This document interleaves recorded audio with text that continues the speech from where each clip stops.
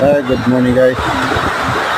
Tayo ay nagawa ng battery charger. Yun, pwede sa 12 volt, pwede sa 24 volt. Tapos pwede sa impact free na baterya. At pwede rin ano siya, pang voltmeter. Yan, nilagyan natin siya ng voltmeter para mababasa natin kung ilan pa yung karga.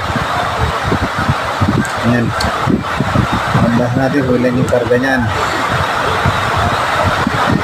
Yan, no? Yan, 15.5.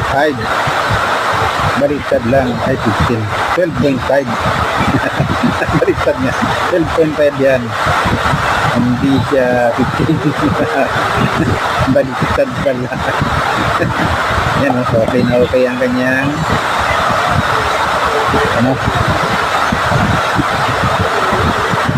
sakto lang yung kanyang